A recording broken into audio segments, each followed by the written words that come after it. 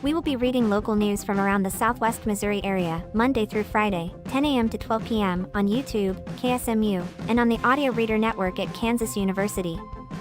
For more information, please visit us at www.blindcommunitythriftstore.com. Please stay tuned as our broadcast will start soon.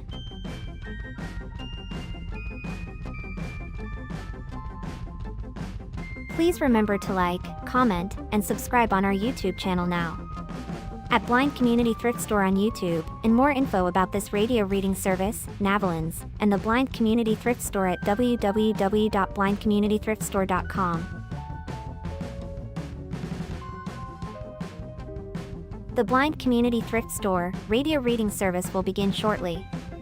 We will be reading local news from around the Southwest Missouri area, Monday through Friday, 10 a.m. to 12 p.m. on YouTube, KSMU, and on the Audio Reader Network at Kansas University. For more information, please visit us at www.blindcommunitythriftstore.com. Please stay tuned as our broadcast will start soon.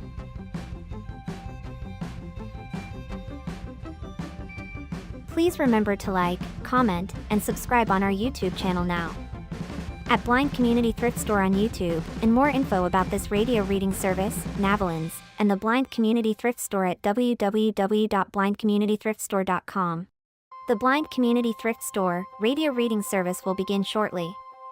We will be reading local news from around the Southwest Missouri area, Monday through Friday, 10 a.m. to 12 p.m. on YouTube, KSMU, and on the Audio Reader Network at Kansas University.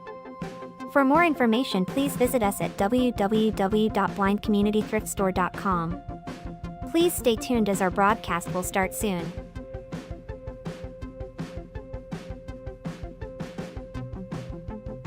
Please remember to like, comment, and subscribe on our YouTube channel now. At Blind Community Thrift Store on YouTube, and more info about this radio reading service, Navalins, and the Blind Community Thrift Store at www.blindcommunitythriftstore.com. The Blind Community Thrift Store radio reading service will begin shortly. We will be reading local news from around the Southwest Missouri area, Monday through Friday, 10 a.m. to 12 p.m. on YouTube, KSMU, and on the Audio Reader Network at Kansas University. For more information, please visit us at www.blindcommunitythriftstore.com. Please stay tuned as our broadcast will start soon.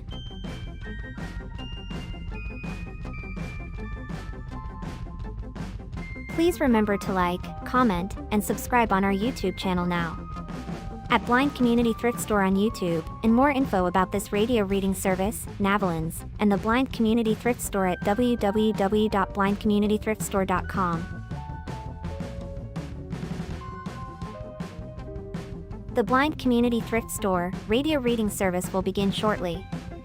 We will be reading local news from around the Southwest Missouri area, Monday through Friday, 10 a.m. to 12 p.m. on YouTube, KSMU, and on the Audio Reader Network at Kansas University. For more information, please visit us at www.blindcommunitythriftstore.com. Please stay tuned as our broadcast will start soon.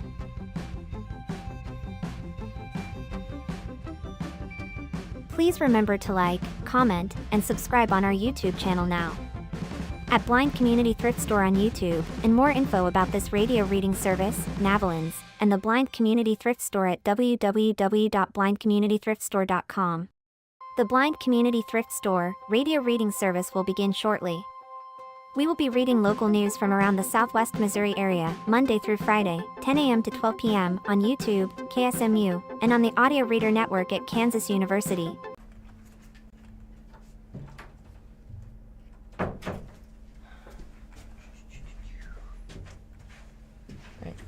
You got a notepad? You got a pen?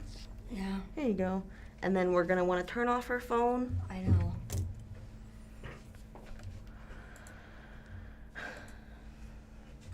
And then if you'd like, you can read the intro. If you want me to read the intro, I can read the intro. I will, because I gotta.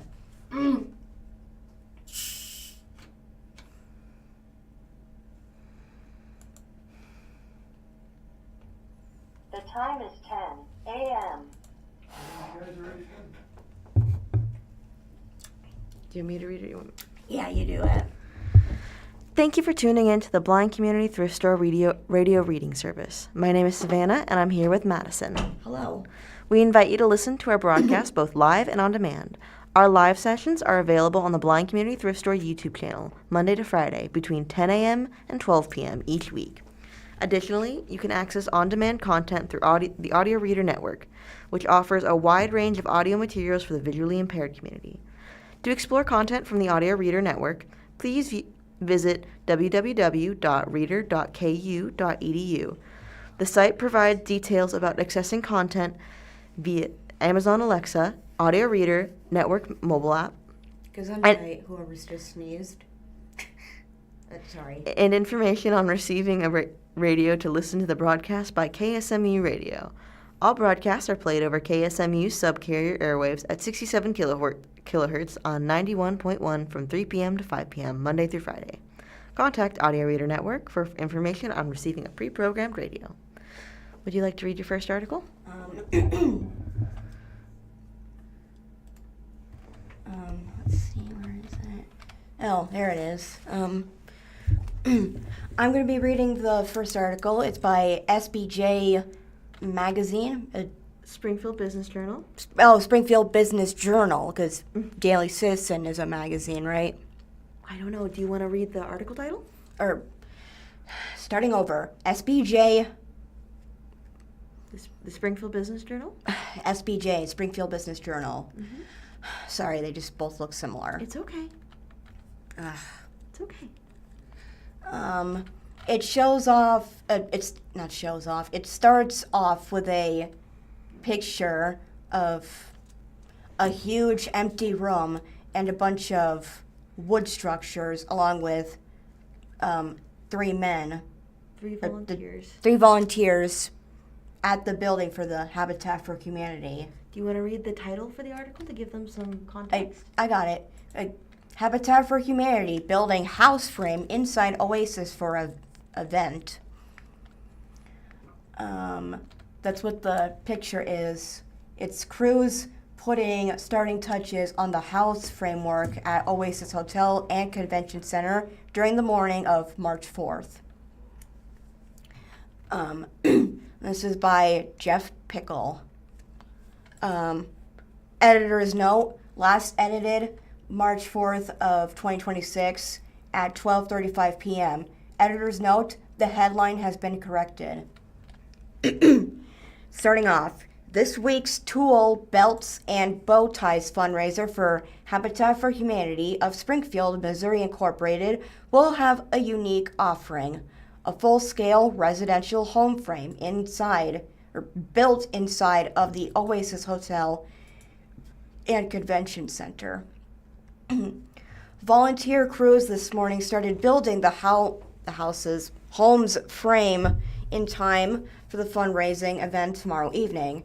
Attendees will be able to walk through the 2-bedroom, 1.5 bathroom home during the event. A ceiling will not be installed, though. Mark Murphy, Housing and Construction Director at Habitat for Humanity, said it took a lot of planning. Murphy said around 20 people are lending their time to the project, including employees at Russell Cellular Incorporated. Habitat for Humanity also is working on the project with Help Build Hope, a Louisiana and Kentucky organization. Or Louisiana and Kentucky, not right? Louisiana, Kentucky. Louisiana, Kentucky. Oh, Louisville, Kentucky. Oh, Louisville, Kentucky, because, okay, Louisville, Kentucky. All right. Continuing, Murphy went on to say, Help Build Hope produces a cut list, a material list that goes off our floor plan and puts it into their system. It calculates how long each wall needs to be. Then we will bring the puzzle here and we will put it together according to those plans. After the event concludes tomorrow, the walls will be taken down and housed at the Habitat for Humanity Scenic Avenue storage facility, Murphy said. This summer, the home will be built for the Haskett family, a partner home buyer. Aaron Walquill. Sorry if I'm getting the name wrong.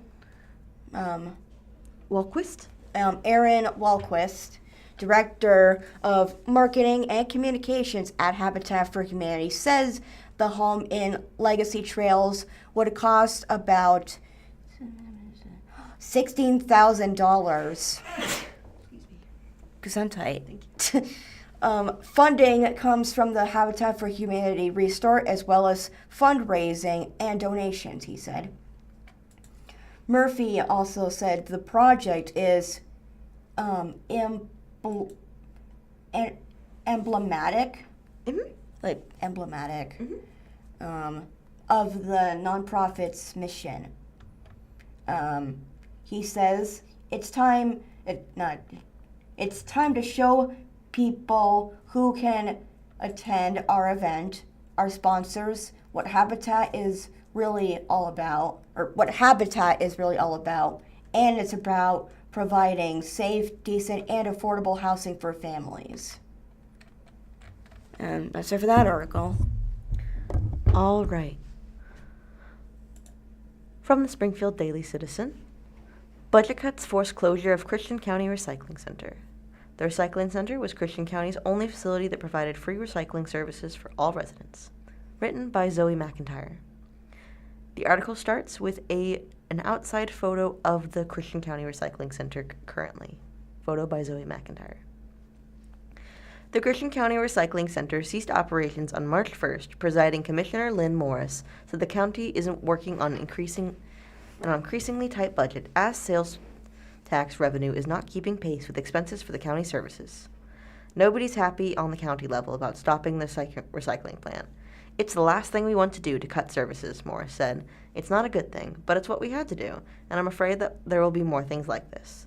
Located on Hall Street in East Ozark, the recycling center served Christian County for more than 20 years. Residents have lost the only free recycling service in Christian County aside from the Nixa Recycling Center, which is free for people who live within Nixie city limits. The Christian County Commission has indicated that it hopes to provide recycling services again in the future.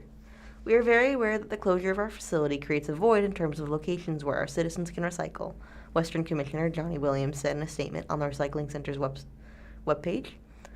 Our hope is that we can work with our community leaders to explore other opportunities to be able to fund a similar type of service at some point in the future.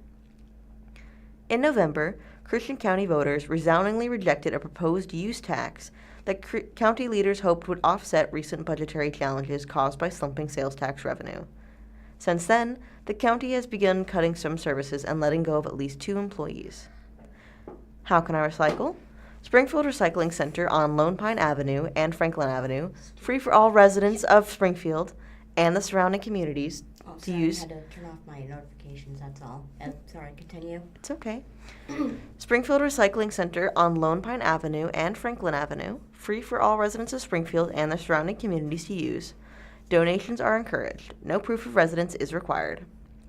Nixa Recycling Center, free for residents inside Nixa city limits. Residents outside city limits may obtain a recycle center permit from City Hall for $36 per year. Eligibility is based on the telephone prefix of the resident's address. Ozarks partnership with our public services. $5.71 for curbside recycling service every other week. Ozark residents may choose to set up trash and recycling with our public services and manage their billing through the city's utility department. Recycling Center is the first service cut in Christian County. There is a photo of the now closed recycling center, specifically of a sign pointing to the entrance. This past year, we knew that we had to make budget cuts, Morris said. The recycling center was one of the first budget items the county evaluated. It always lost money, Morris said, because the county did not require residents to pay a fee to recycle. It cost Christian County $120,869 to run the recycling center in 2025, or about $1.23 per capita, according to budget information in the county's financial transparency portal. Solid Waste Management, District O, under the Missouri Department of Natural Resources, holds $19,647.62 of security interest on 2 pieces of recycling equipment in Christian County, according to Executive Director Angie Snyder. District O will need to assign the equipment to another grantee, or the county will need to pay back the money spent on it, Snyder stated in an email. The 2 county employees who operated the recycling center have taken positions in other departments, Moore said. However, due to budget constraints, he stated that the county decided to terminate 2 employees during this budget cycle: an in-house county attorney who was hired in 2025 and a planning and zoning director. A lot of departments are working leaner, Moore said. He explained that many departments are choosing not to hire new personnel for positions that become vacant. Why is revenue a challenge? The article is broken up by a graph from the Christian County's Financial Transparency Center, showing the slow increase of annual revenue in Christian County, along with the plateaued property tax revenue. Christian County relies on sales tax revenue, with 94% of the county's revenue in 2025 coming from sales tax. The county has not raised its sales tax rate since 2015, when it was set at 1.5%. Auditor Amy Dent previously told the Daily Citizen that sales tax revenue was increasing at a competitive percentage until 2022. Between 2022 and 2025, Christian County's sales tax revenue increased by about 7%, from $17.4 million in 2022 to $18.6 million in 2025. The county's population increased by an estimated 7.25%. We provide more services for more people, but we don't get the sales tax we need, Moore said. He stated that the county is losing out on revenue because online shopping has become more prevalent, and items purchased online from out-of-state vendors are not locally taxed in Christian County. Additionally, many Christian County residents commute to Springfield each day for work. They might find it more convenient to purchase groceries, gas, and meals in Springfield at the end of the day, Moore said, rather than making these purchases in Christian County. It's not like this county's ever been rich, but we've never really worried about the revenue coming in versus the expenses going out, Moore said. Since the COVID-19 pandemic, inflation has drastically increased the expenses of many services. In November 2025, Dent stated that inflation has increased 13% since 2022. County officials proposed a local use tax for online purchases in November 2025 to combat the revenue slump. The proposal failed with 67% of voters in opposition. Moore said he is hosting and attending a series of meetings to educate residents about the difficult budgeting decisions the county is facing. I still am confident that we'll figure things out, but it is serious, Moore said. He added, "We will get to a point where roads will not be fixed as fast as they need to." And that is the end of that article. Madison, would you like to read the next article? Yeah.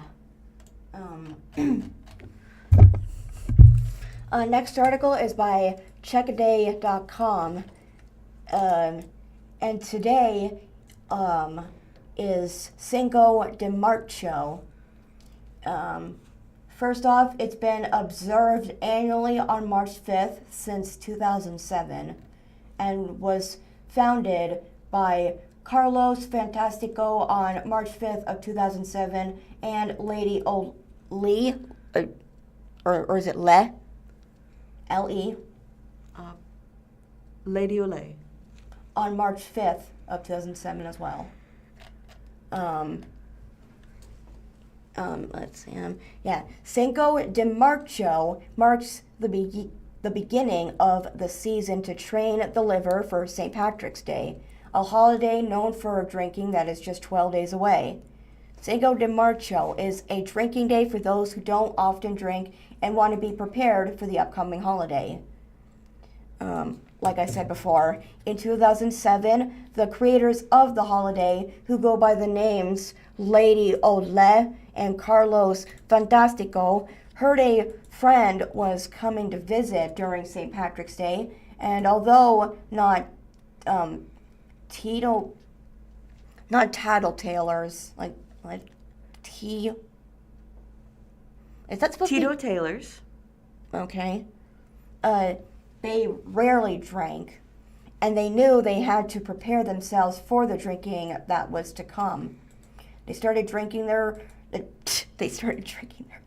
It's okay. They started their liver training by drinking a margarita, which is a margarita. Would you like to get in your Wait, what's margarita? Which is a what? Margarita is a drink. Well, yeah, a drink, which is, a drink. And drinking a margarita at a Mexican restaurant on March 5th. They started their liver training by drinking a margarita at a Mexican restaurant on March 5th. There. They thought it was fitting that it was the 5th of the month, just like Cinco de Mayo, and that they were drinking a green drink, the color that's associated with St. Patrick's Day. Cinco de Marzo is not just a day, but a 12-day season leading up to St. Patrick's Day, with the closing ceremony on that holiday, too. Besides the opening festivals of drinking margaritas, parties can be held at any time during the season. How to observe Cinco de Marzo? You can celebrate the day by drinking a green margarita or two to begin yourself prepared for St. Patrick's Day. And after the initial celebration, you may have parties anytime leading up to St. Patrick's Day. The party should feature drinking, of course, as you are in training. There are also official games that can be played. You can visit the day's Facebook page to see if there's any up-to-date information about the holiday. And that's it for that article. From the Springfield Daily Citizen, property owner paints over downtown mural, art community working to recreate it. The iconic mural, inspired by a Robert E. Smith painting, graced the southwest corner of Walnut Street and Campbell Avenue for more than a quarter of a century in downtown Springfield. Article written by Ryan Collins. There is a photo of the half-painted over mural as this was happening, provided by Jesse Tyler. A downtown property owner painted over the renowned Robert E. Smith-inspired mural at the southwest corner of Campbell Avenue and Wall Street last weekend. As the gray primer paint began to dry, covering up a mural that has been a part of Springfield history for more than a quarter of a century, a community pushback erupted online.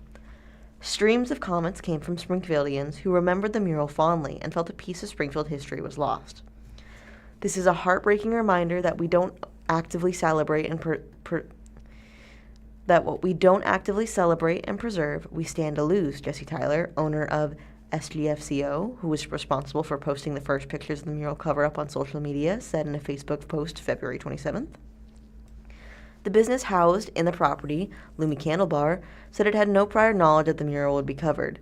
The city of Springfield released a statement saying the property owner acted within his rights as the building was not listed on the historic register. The property owner, David Peer, said real estate company Fubar LLC said he did not understand the mural's impact on the community until it was too late. The Robert E. Smith mural was covered up to make way for a new mural that will be representative of Peer's business that will move into the downtown building this spring. Members of the art community have started gathering resources and fundraising efforts to commission a recreation of the lost mural on a different downtown building. Peer buys building in October 25, plans new mural representative of veteran business. Peer's real estate company, Fubar LLC, purchased the building located at 400 West Walnut Street in October 2025 for about $500,000, Peer said in an interview March 2nd. Peer said before the transaction closed, his company checked with the city officials in the Planning and Development Office that it would be able to paint the building. The business owner said city officials told his company that painting the building would not be a problem and there was no permit necessary to do so. Peer said that if that was not allowed, his company likely would not have purchased the building. The building hosts office space on the second floor with commercial space on the first, which is currently occupied by Lumi Candle Bar. Peer's plan for the beginning was to use the first floor commercial space as headquarters for his veteran-based business, From Military to Millionaire, FMTM. Peer served in the U.S. Marine Corps. FMTM's mission is to help service members, veterans, and their families build wealth through real estate investing, entrepreneurship, and personal finance, according to the company's website. FMTM hosts networking and speaker events throughout the country. FMTM is trying to create a space to host vets and host our events, Pierce said. And then within that, we're going to open it up to like business networking events for just the Springfield community, real estate networking events for the Springfield community.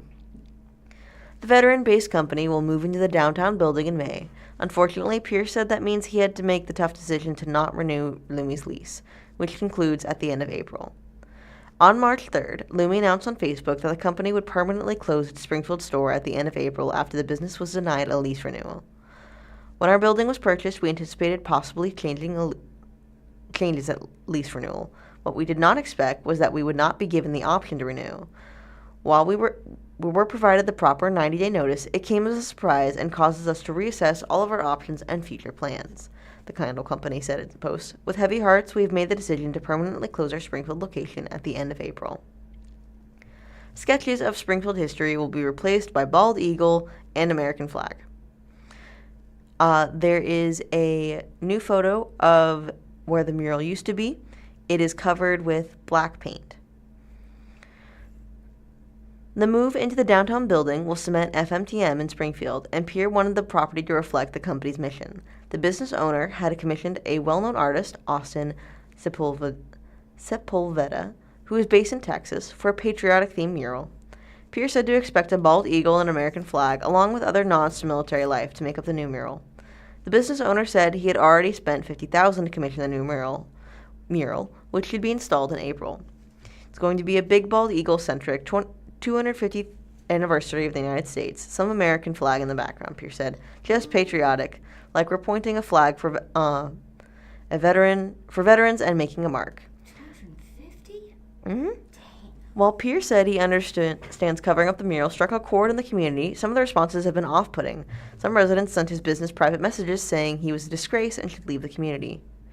I've gotten some real nasty messages, Pierce said. People telling me I should be ashamed of myself. I should leave the community. I own 100% of that building, Pierce added. I get the sentiment. I'm not trying to disrespect or discredit, but it's an odd thing to feel pressured. Like you should have asked permission from the entirety of Springfield, Missouri, who doesn't care to know who you are until the day you paint. City says property not listed on historic register. The city issued a statement March 2nd on the Smith-inspired mural and Pierce's decision to paint over it. The mural on the building at the southwest corner of Walnut and Campbell in downtown Springfield was recently painted over at the direction of the private property owner, so the city said in the statement. We understand that this artwork held deep meaning for many in our community, and we recognize the disappointment and emotion that have followed its removal. At the same time, we also recognize that this is privately owned property. Property owners have the ability to make decisions about changes to their buildings within the framework of city regulations. The property at 400 West Walnut is not listed on the local historic register, and therefore exterior modifications were not subject to landmark board review, the city said in the statement. We appreciate the passion community members have for public art and downtown character, the city said in the statement. We also respect the rights and responsibilities of private property owners. Movements like this highlight the importance of ongoing conversation about how we celebrate art, preserve history, and support property owners all at the same time. The history of the artist behind the mural. The Robert E. Smith mural was a large-scale reproduction of his painting Smith made in 1976. According to a 2016 Springfield News-Leader column by Steve Pokin, it depicted downtown Springfield as Smith remembered it. It was installed in June 2000 and painted by Springfield artists Ben Bunch and Ryan Thayer. The mural includes images of Jordan Fur Company, Liley Portrait, the Tip Top Shoe Shine Shop, and Elvis Presley standing outside the Colonial Hotel, where he stayed in his first visit to Springfield in the 1950s. Born in St. Louis, Smith moved to Springfield in 1975 with hopes of acting at the Landers Theater. According to his obituary, he didn't take art seriously until 1967, when he stole his first collection of drawings to his friend for $25. The article is broken up by a close-up shot of the mural as it was previously. The self-taught artist took inspiration from coloring books, photos, history, news stories, and his own experiences. He was considered a folk artist or outsider artist, and his work was shown at New York's Museum of American Folk Art and Vanderbilt University, and sold at galleries across the country. Smith was also featured in the Museum of American Folk Art Encyclopedia of 20th Century American Folk Art. A fixture of downtown, Smith was known for riding his bicycle all over Springfield and for his love of wearing bright colors and costumes. Smith died in 2010 at age 82. Arts community comes together to recreate the lost mural. As the first layer of gray paint began to dry over the Robert E. Smith-inspired mural, members of the Springfield art community were already joining up efforts to recreate it. Nicole Brown, a realtor at Murney Associates and co-owner of multiple downtown businesses, has led the initiative to gather funds to remake the mural along with SGFCO owner Jesse Tyler, and the other members of the art community. Brown founded Sculpture Walk, inspired in 2014, and has years of experience in art funding and a deep passion of public art. Brown has led the initiative to create a fund at the Community Foundation of the Ozarks for donations for the new mural. Brown said enough funds need to be raised to commission a local artist to remake the mural. The donations to the fund will be tax deductible. Donations to the CFO Public Art Protection Fund can be made at the link on the website. Tyler is working on a more public-facing crowdfunding effort and will use GoFunding or some other platform, Brown said. That source of crowdfunding will open at a later date. In order for the funds to be diverted from CFO, there must be an arts nonprofit that takes the helm of the donation movement known as a fiscal sponsor, Brown said. This is due to the necessary transparency of raising public funds for a public art project. There are a number of arts nonprofits that are exploring that role. Once a nonprofit has taken the lead, both CFO donations and GoFundMe donations will be in control of the nonprofit, Brown said. The nonprofit will then administer those funds to pay the artists and buy supplies. Russ Ruber, a well-known Springfield artist, owns the original Robert E. Smith painting the mural was based on and has given permission for a large-scale mural to be created, Brown said. The group working behind the scenes to recreate the mural is looking to contact the original artist who painted the mural to see if they would be interested in painting it. The group also needs to find a downtown property that will host the mural and make sure the property owner is committed to the cause. Brown said at least 2 downtown property owners have already reached out with interest. Goal to educate public property owners on the importance of maintaining public art. The arts community is already working towards policies and education practices that will hopefully ensure another piece of art is not lost in the future. I'm obviously really passionate about public art, Brown said by phone March 2nd. It's a part of our community, it's a part of our history, it's a part of our heritage, and we need to value it. Whenever people buy a building like this, there needs to be a commitment of maintaining that work and understanding the history of that work. Besides recreating the Smith-inspired mural, community leaders need to take a lead on educating the public, artists and property owners on the proper preservation of public art, like murals, Brown said. Nonprofits like the Art Council of the Ozarks and Sculpture Walk have indicated they want to move forward with those efforts. They're going to work towards working with the city to create city ordinances, as well as working with building owners who have public art, and working with them as far as educating them on what they have and working towards keeping it, rather than covering it and educating them how to maintain it, Brown said. That is the end of that article. Madison? All right. Next article for From Ozarks First? From Ozarks First. Anybody living in Springfield, today's forecast, watching severe storm risk Friday night. It was posted by Tom Schmidt. I think so. Yeah, I know him, yeah. It's okay. Well, I hear him on the radio. It's okay. Anyway, yes, this was posted on March 5th of today at 5:36 a.m. Then was updated again the same day, but at 6:58 a.m. As I said before, rain and thunderstorms this morning south of I-44 will continue to wash away after sunrise. Today will be mostly dry following this morning and mostly cloudy this afternoon. Temperatures today should climb up into the mid to upper 60s. It goes on to say there will be thunderstorms in our west tonight in Kansas and Oklahoma. but that activity should avoid western Missouri tonight. Note that there are going to be a few rumbles of thunder possible tonight for areas near the I-49 corridor. Friday will begin quietly, but will end with thunderstorms. The highest risk for severe thunderstorms on Friday will come late Friday evening through Friday night. Now there's a green screen of a satellite view image of Springfield's map. It says most accurate forecast storm risk. It says what to expect Friday night. Damaging wind and spin-up tornadoes. Clinton, Nevada, and Joplin are in the orange. They're enhanced. Springfield to Marshall, Jasper, and Harrison, and Lake Ozark, all those are in the light yellow area, meaning it's slight. And there's a green area that says marginal, meaning there shouldn't be anything. Yes, and looks like Greene County is not sitting in that.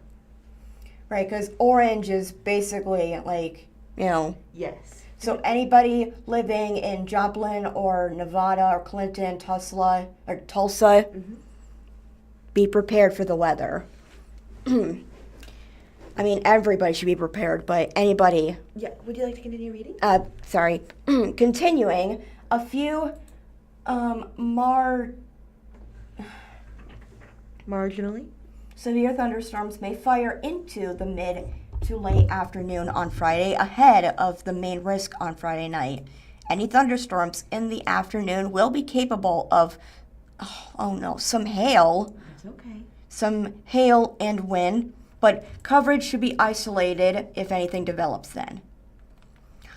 There's a picture of the map, the weather map that I saw before, but now it's showing Springfield, Branson, Harrison. It's showing... How about you describe what it's doing? It's showing the weather. It's showing... The temperatures? The temperatures and the weathers.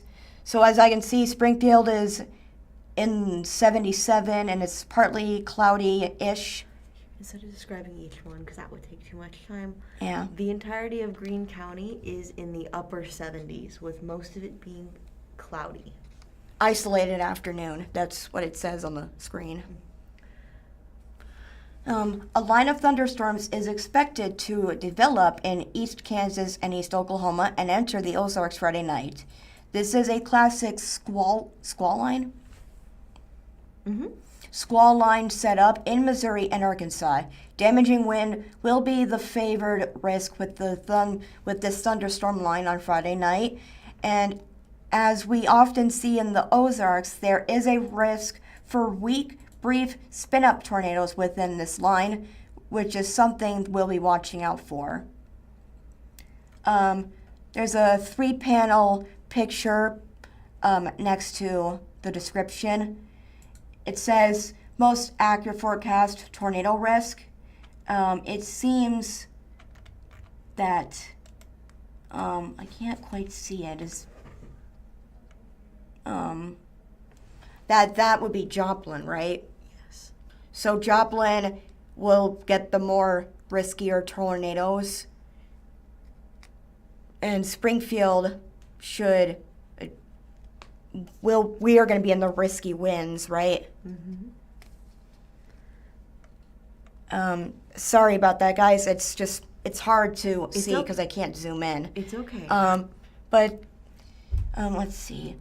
Okay, this should explain it. The main line of thunderstorms is expected.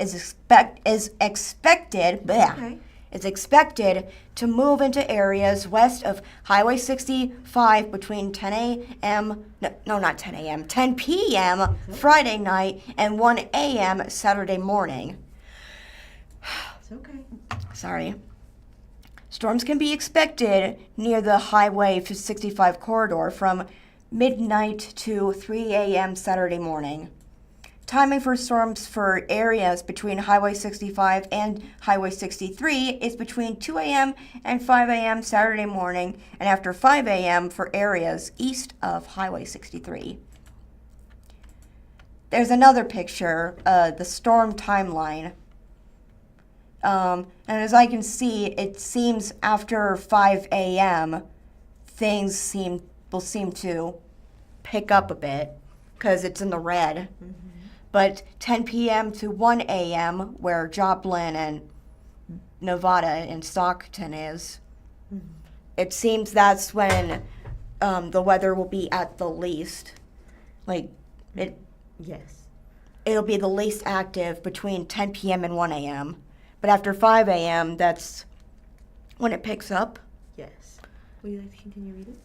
Yeah, okay. As I said before, once the thunderstorms clear the area on Saturday morning, we will find a cloudy and cooler day on Saturday, and a cold front will be the driving force behind the thunderstorms, and that will blow in right behind the rain. Overall, Saturday should be quiet skies clearing in the evening, or quiet with sky clearings in the evening. There is another picture that says Saturday accurate forecast, and it has half of Missouri on one side where it's mostly partly sunny with light clouds, and on the other side it's more cloudy where the West Plains are and where Rolla is. Mm-hmm. It says morning storms ending on Saturday. Yes, Sunday and Monday will be spring-like days in the 60s and 70s, with Monday feeling more like spring than Sunday. Another chance for thunderstorms will arrive late Tuesday. All right. So stay dry out there, guys. From the Springfield Daily Citizen, First Friday Art Walk showcases student talent, including the all-school exhibition. Written by Jeff Kissinger. There are 16 venues participating in the March 6 walk, which is free and open to the public.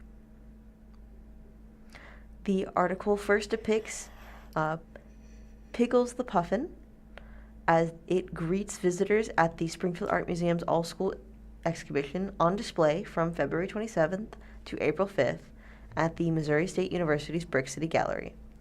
This sculpture was created by all students at Field Elementary School. A photo by Jeff Kissinger. It is a sculpture of a cartoon-styled puffin sitting on cotton ball clouds. Looks like it's made of paper mache. Yes, possibly. Since 1932, the Springfield Art Museum has featured the work of young artists in its all-school exhibition. While the museum remains closed for a massive renovation and expansion project, the exhibition has a temporary home and it will be a stop along the March 6th First Friday Art Walk. There are 16 venues participating in this month's Art Walk, a monthly effort in which galleries and businesses line up arts-related events across downtown Springfield. Everyone is encouraged to walk around the neighborhood and pop into galleries in what organizers call a self-guided tour. Venues will be open for variable hours until 10 p.m. Brick City Obelisk Home features student artwork. There is a picture of nature weavings made by third grade students at Greenwood Laboratory School.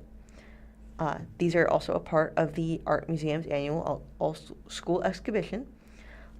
It is a photo of a various spread of, as described before, nature weavings, which is a slab of a circular slab of tree with weavings sewn into it in a variety of colors with student names beside each one. That's impressive. Pop into Missouri State University's Brick City Gallery, 215 West Mill Street, from 6 to 9 p.m. for the opening reception of the all-school exhibition, the Springfield Art Museum's longest-running exhibition. The all-school exhibition celebrates the profound impact of arts education, which fosters creativity, problem-solving, critical thinking, and collaboration, a media release said. featuring hundreds of works selected by dedicated art educators from Springfield's public, private, parochial, and homeschool cooperatives. This exhibition highlights the incredible talent of both students and teachers. This year's all-school exhibition will be on display through April 5th. Over at Obelisk Home, 214 West Phillip Street, from 6 to 10 p.m. is the closing exhibition of Emergent featuring Nixa and Republic High School students. Obelisk is also hosting the opening reception of Colors That Sing by Tom Bale in its main gallery. Missouri State's annual juried student exhibition is on display. There is a photo of a piece called A Clockwork Heart made by Emma Susser featured in the exhibition. The show features work from the breadth of MSU's undergraduate and graduate students. It is an anatomical heart made of different metal pieces and that are painted to be weathered or look like a clock. Hang on, what type? Atomical, is that what you said? Anatomical. What does that mean? Anatomical heart is a realistic heart depiction. Oh, yeah. Mm-hmm. College-aged artists... So it's not this. Yes, it is not the shape of a heart that we have come to be useful in identifying basic shapes. Yeah, that is cool. That is cool. College-aged artists will also be featured during the March 6th Art Walk. The Kerala Arts Exhibition Center, 326 Boonville Avenue, will host the opening reception for Missouri State University's annual juried student exhibition from 6 to 9 p.m. The annual juried student exhibition features works from the breadth of MSU's Department of Art and Design, undergraduate and graduate students. The release said, juried by Atlanta-based artist and curator and a faculty member at Georgia Gwinnett College, Alice Stone Collins. This exhibition also continues the legacy of Mark J. Hall with the Mark J. Hall Best in Show Award, in addition to many other monetary awards.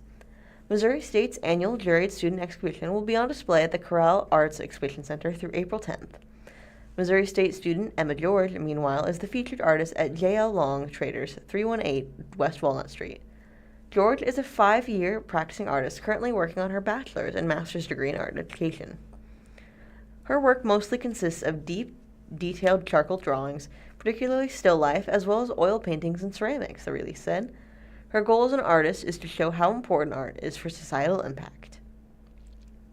Ozark Farm Shop features Kate Day, who will host a workshop later this month. The next photo is of 4 hanging aprons made with quilted fabrics in different designs. One is a yellow, red, and purple floral design. One is a blue, green, and white floral design. Another is a yellow and orange floral design, and another is elephants with stars. Ozark Farm Stop, 401 South Avenue, will be open until 8 p.m. for March's First Friday Art Walk, and featuring the art of Cat Day of Art K. Wow, I'm so sorry. Featuring the art of Cat Day of Art Cat. Oh, at Ozark's Farm Stop? Is that what you said? That's where it will be held? Ozark's Farm Stop, 401 South Avenue, will be open until 8 p.m. for March's First Friday Art Walk, and featuring the art of Cat Day of Art Cat. Day is retired from teaching high school art and journalism. She works in fiber, making quilted wall art and one-of-a-kind blank journals and art books. Day is concerned with the environment, so she uses upcycled materials whenever possible. Later this month, Day will host a workshop at Ozark's Farm Stop for creating a handmade journal with a perfect bound book journal making class. Kits for creating alongside Art Cat are $15. First come, first serve. Celebrate the joy, creativity, and tradition of Japanese play. The article is broken up by a photo of the Jim D. Morris Center, which is a regular stop for the First Friday Art Walk. Photo by Jeff Kissinger.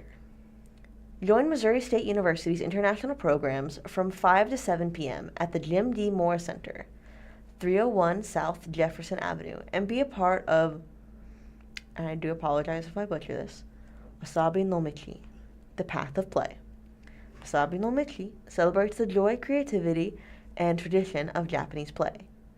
International programs invite guests to explore the cultural path of games that have brought communities together across generations in Japan, the media release said. Each station highlights a different activity, allowing guests to move freely from game to game, experiencing the path one playful step at a time. 10 other venues are open for March's Art Walk. I'm good. Okay. 10 other venues will be open for the March 6th First Friday Art Walk. They are Creamery Arts Center, 411 North Sherman Parkway, Drury University Pool Arts Gallery, 940 North Clay Avenue, First and Cavalry Presbyterian Church, 820 East Cherry Street, Formed, an artist collective, 210 East Walnut Street, Forming Art Studios, 330 South Avenue, Gailey's Breakfast Cafe, 220 East Walnut Street, Here's Luxury Living, 138 Park Central Square, Suite 101, Hotel Vandiver, 305 East Walnut Street, Park Central Branch Library, 128 Park Central Square, and Transformation Gallery and Tattoo, 330 East Walnut Street. For more information, visit the official First Friday Art Walk website or find First Friday Art Walk on Facebook. Thank you. All right. Wow. Sorry, next article kind of blew me away, but here I go.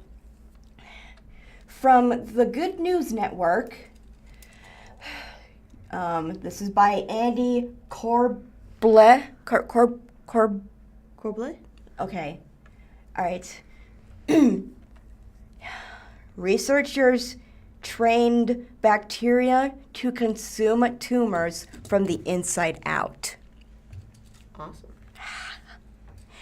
How? Well, how about you read the article? What? Oh my, wow. Okay. Okay, the article goes on first to show a picture of 3 scientists. Oh, the University of Waterloo research team. It doesn't say their names, but they're smiling at the camera, wearing science coats, lab coats. Wearing white lab coats. Right. All right. A research team led by scientists at the University of Waterloo, Ontario. Oh, Ontario, Canada. Mm-hmm. Right? Would you like to keep reading? Waterloo, Ontario is developing a novel tool to treat cancer by engineering hungry bacteria to literally eat tumors from the inside out. That's right. You heard it here first. Here, would you like to keep reading? Anyway, key to the approach is a bacterium called, I'm going to butcher the name probably, Clostridium sporogenes. Sporogenous. So what's the first one? Clostridium sporogenous. Okay. It's commonly found in soil and can grow in environments with absolutely no oxygen. The core of a solid cancerous tumor is comprised of dead cells and is oxygen-free, making it an ideal breeding ground for the bacterium to multiply. Bacteria spores entering the tumor, finding an environment where there are lots of nutrients and no oxygen, which this organism prefers. And so it starts eating those nutrients and growing in size, says Dr. Mark Acoin. You're blocking it with the cursor. Yeah, Acoin. A chemical engineering professor at Waterloo. She continues to say, so we are now colonizing that central space, and the bacterium is essentially riding the body of the tumor. But there is one biological catch. When the cancer-eating organisms reach the outer edges of the tumors, they are exposed to low levels of oxygen and can die without completing the mission to fully destroy them. To solve that problem, the researchers first added a gene to the organism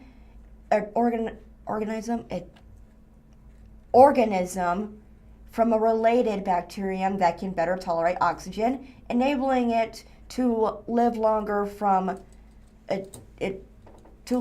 near the outside of a targeted tumor. Then they found a way to activate the oxygen-resistant gene at just the right time, critical to preventing bacteria from inadvertently. How do you pronounce that word? Inadvertently. Can you get this? Growing. Critical to preventing bacteria from whatever you just said. Inadvertently. Growing in oxygen-rich places such as the bloodstream by leveraging a phenomenon known as quorum sensing.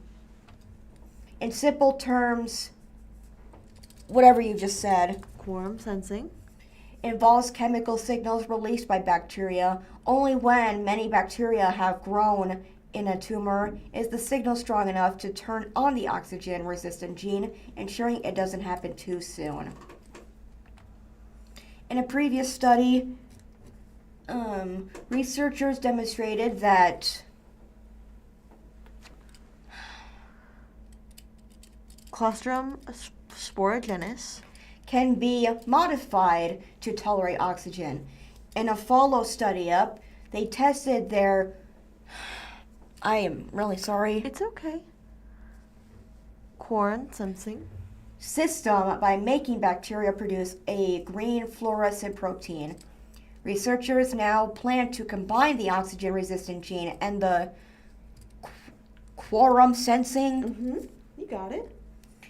Timing mechanism in okay. one bacterium and test it on a tumor in preclinical trials.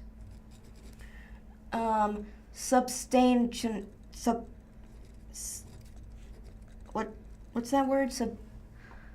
Substantial. Substantial research will still need to be carried out before any design can come to market, but it's striking. If one reads GNN, how many alternative methods for cancer treatment are undergoing such investigations, from electrical knives and different combinations of existing treatments like chemotherapy to CRISPR, gene editing, and stem cell infusions. GNN recently reported on the incredible advancements in survival from all kinds of cancer in America, with 7 out of 10 patients now living 5 years or more past diagnosis. All right. Did you know tumors can actually grow eyes and teeth? I did not. Yeah, that's kind of disturbing.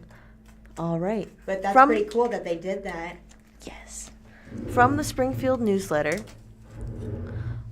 property tax caps on April ballot in several counties worry districts. From Marta Mies. At the April 7 election, I did not say that right. I'm sorry. I said 7-11. At the April 7th election, voters in several southwest Missouri counties will be asked to weigh in on property tax caps created by state legislators. As assessments and property tax bills have balloons, limiting how much property taxes can grow in the future could be enticing. But the constitutionality of the legislation is yet to be decided, and the tax freezes could have significant effects on the services property taxes funded. Last summer, Governor Mike Kehoe signed Senate Bill 3, a piece of legislation crafted in a special session that primarily aimed to keep the Kansas City Chiefs and Royals in the Show Me State.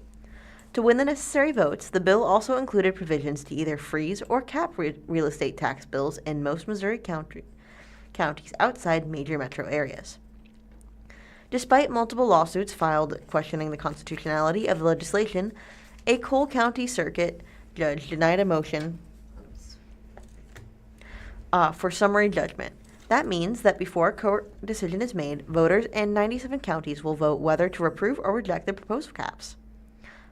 Photo is broken up by 2 Springfield residents casting their votes at the Delaware Elementary polling location for the municipal election on Tuesday, April 8th, 2025. They are sitting across from each other with 2 dividers separating them. The property tax cap in SB 3 is split into 2 parts, with some of the affected counties labeled as 5% counties and other as 0% counties. In 5% counties, individual tax bills will be limited to increasing by 5% or the consumer price index each year, whichever is greater, while in 0% counties, property taxes would be essentially frozen. Tax liability paid in 2024 would be used as the base for these calculations per the legislation. In the Springfield area, voters in Christian, Lawrence, Ozark, Webster, and Tawney counties will vote on 0% increases, while those in Dallas and Polk counties are included as 5% counties. The larger, more urban area of the states including Greene County, were left out of the legislation altogether. While Stone County is also one of the 0% counties, Presiding Commissioner Gordon Weathers confirmed to the News-Leader the Commission did not vote to place the question on the April ballot due to pending legal challenges. Most counties, including the following ballot language regarding SB 3, shall the county exempt eligible taxpayers from certain tax increases on eligible taxpayers, primary residents above the liability incurred during the initial credit year. Webster County, however, has included a longer worded question referencing SB 3 and the ongoing court challenges. Taxing districts worry about future cuts. Property taxes are the primary funding sources for a plethora of county services, including school districts, public libraries, fire protection districts, ambulance districts, service to support individuals with developmental disabilities, health departments, and county operations themselves. With the upcoming vote, these local districts are bracing for an unknown impact and an uncertain future. Lori Wilson, superintendent of the Ozarks School District, said that while some effects on taxing districts is inevitable if caps were to pass, it is hard to nail down the scale of the impact due to how the legislation is set up and the difficulty in determining how many properties in each county would see their tax bills capped. The cap would only apply to primary residence or homestead, not agricultural land, commercial property, or residential real property without a homestead. The article is broken up by the Ozark High School logo on the side of a wall. It says Ozark Tigers with a tiger stepping through the O and someone walking past the wall. Imagine if they actually were riding on a tiger. Do you want to write that down next time? They're not. They're not really. I'm just saying it. Yes, they're walking past the logo. Yeah. It's the eye of the tiger. Madison. Sorry, couldn't help it. Continue. Ozark High School Storm Shelter on Thursday, August 22nd, 2024, from the Nathan Papers Springfield News-Leader. Since the tax freeze or cap would be calculated based on 2024 valuations, Wilson said that would cut revenue in the district, where property taxes make up roughly 40% of the budget, by roughly $1.8 million to $2.3 million right off the bat. When 80-some-odd% of your budget is salaries, it's hard to cut $1.8 million or $2.3 million in supplies, because you don't just spend that much, she said. So we are hoping it doesn't get to that point. We are currently having conversations and just, not necessarily hiring new positions, not replacing positions through attribution, looking at our enrollment and if it has gone down in any area or some of our class sizes.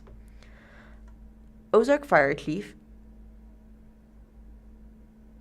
Jarrett Matheny, said he estimates that if voters approve the freeze in Christian County, the Ozark Fire Protection District's budget would see a 25% hit.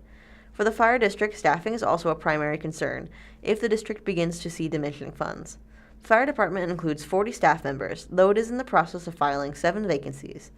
During the hiring process, Matheny said a potential property tax freeze has come up as a concern for prospective hires. Firefighters in the Ozark Fire District see an uncertain future with their pay and benefits, whereas Greene County, their funding is continuing to go up and their pay and benefits are going up, he said. So I have firefighters that are really considering their future, and that's a huge challenge as we try to recruit the best. Metheny said the uncertainty of the future makes planning for larger capital projects more difficult as well. The fire district has money in reserves, so it can continue operations as usual for 2 to 3 years, before it may have to find alternative funding mechanisms or make cuts. We're going to continue to answer the alarms in the best possible way, but there's no getting around the fact that it takes a significant amount of funding, especially in Ozark. We're growing, the infrastructure is growing, and the cost of insurance, the cost of workers' comp, the cost of everything that we do and putting diesel in trucks and maintaining trucks is continuing to skyrocket. And the current funding is barely keeping up, the fire chief said. So there's no way this looks, positive for us to keep our service at the rate that we're the rate we're providing them. I apologize. For schools, Wilson said the freeze will also make it that much more difficult to keep salaries on track with inflation. Whatever you're talking about, taxes, it's always hard because the taxes impact the financial stability of our families, the people in Christian County, she said. There's just a multitude of areas that it will affect, and it is very hard to say it's a cut of this percentage of this dollar amount. We just know that it will impact services. We just don't know at what level. The article is broken up by another photo of the Christian County Justice Center. It is focused on the logo above the building. Taken on September 5th, 2025, provided by Nathan Papes of the Springfield News-Leader. The pending legal challenges are another reason to be wary. While the motion for summary judgment was denied, the case remaining pending and on track for a trial in Cole County, meaning the property tax provision of the bill could still be found unconstitutional after the election. Both the Ozark School District and Ozark Fire Protection District are among the plaintiffs in the pending legal lawsuit regarding the constitutionality of the legislation. At the core of the challenges is the fact that the legislation treats counties and therefore the taxpayers within those counties differently, in conflict with the state's requirement of uniformity in taxation. Metheny also noticed the tax freeze will be decided by voters in all of Christian County, meaning those outside of the Ozark Fire Protection District boundaries get to weigh in on the district's funding. If the citizens of the Ozark Fire District wanted to reduce the funding, we support that. But citizens outside the district shouldn't have a say, he said. Some taxing districts, such as Logan-Rogersville School District, span several counties, creating a unique station where part of the district's taxpayer base could see bills capped, while others wouldn't.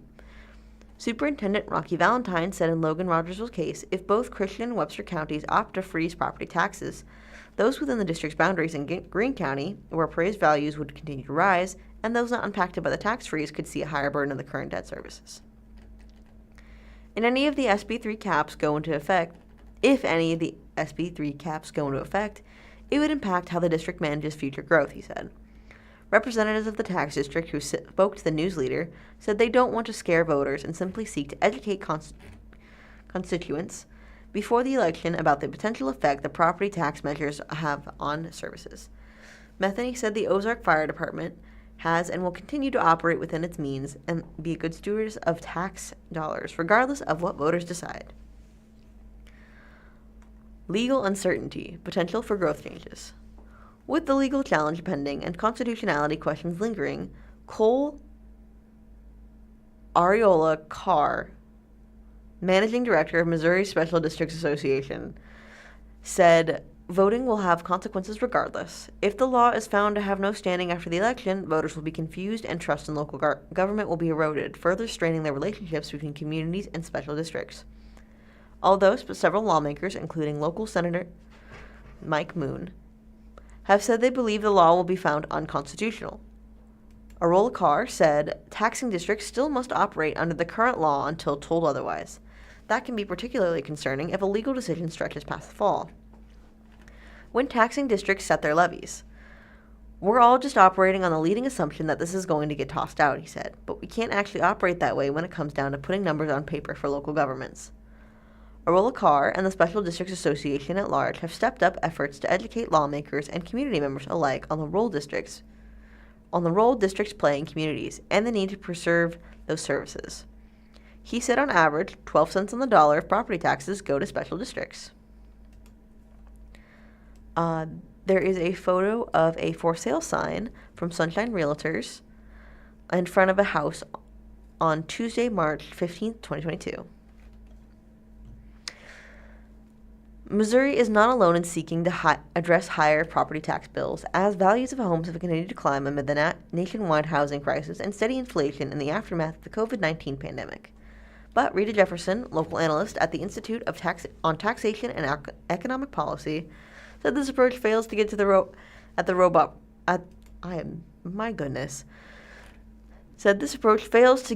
root problem. Missouri's solution also stands out. She said generally property tax growth caps are done on a statewide level rather than county by county, and she called the 0% tax cap extremely unusual. With taxes capped at different levels based on county, she said counties will see uneven growth. Since the property tax base would reset when a property changes hands, Jefferson said that would also mean people will opt to stay in their homes for longer. According to previous newsletter reporting, turnover in homes is already at a low point after ultra-low interest rates during the pandemic.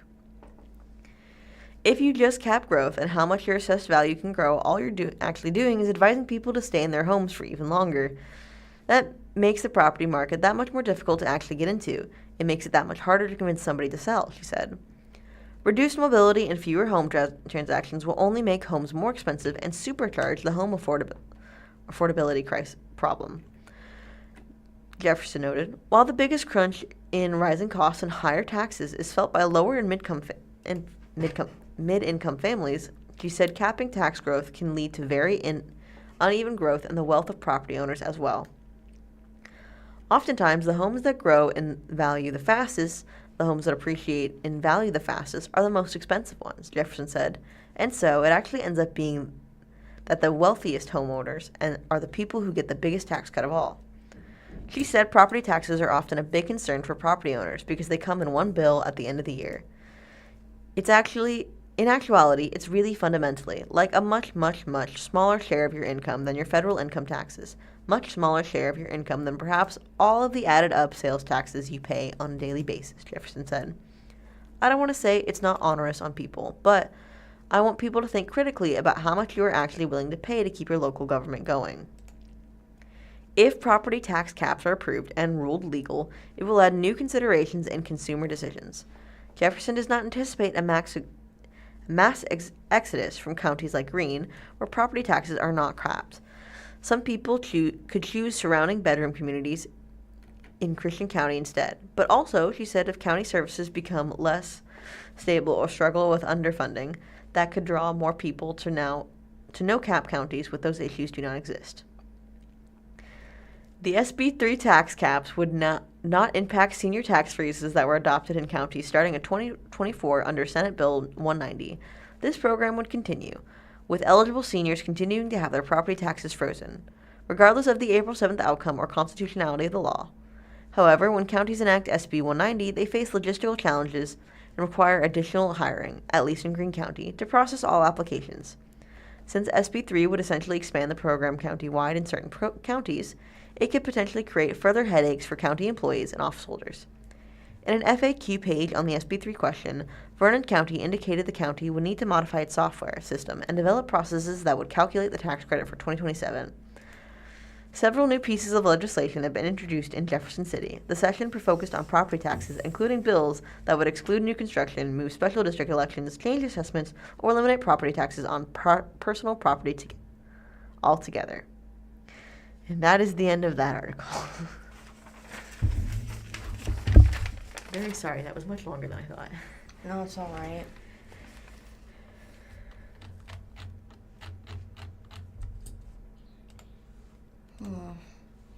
Did you want to read the... I'm gonna do this part. Nice. The Blind Community Thrift Store is a spacious 17,000 square foot thrift store located in Springfield, Missouri. Little fun fact, it was a movie theater at first. It holds the distinction of being the first retail store worldwide to incorporate Navi lens technology, which significantly enhances accessibility for the blind, visually impaired, and non-English speaking individuals.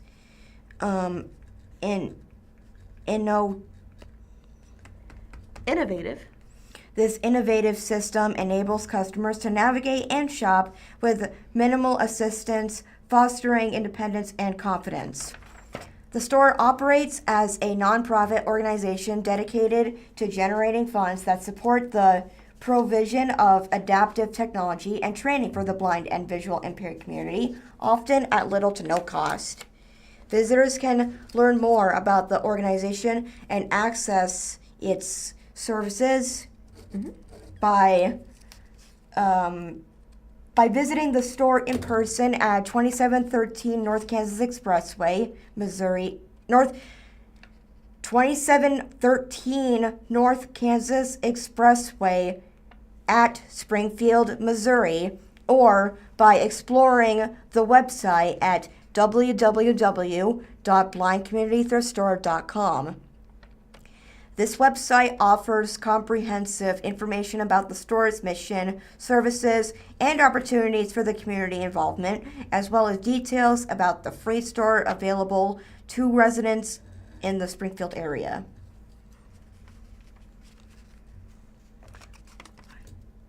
No, I'm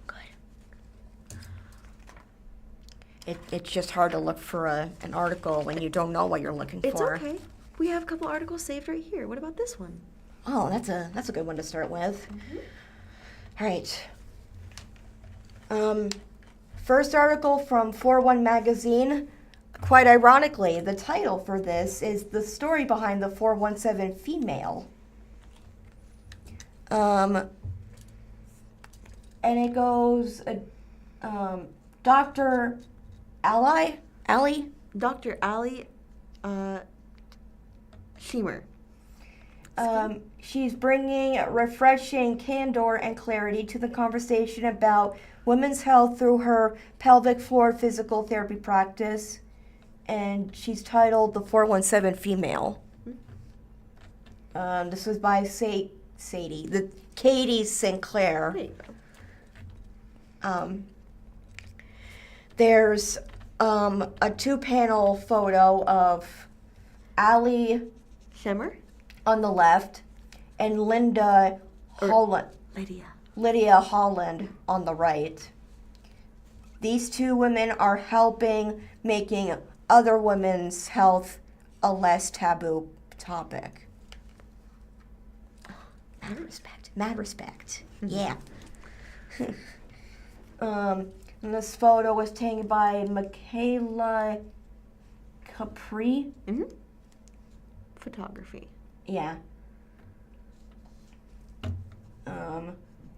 It's fitting that we would highlight a true advocate for women's health around International Women's Day. I met Allie Schemer?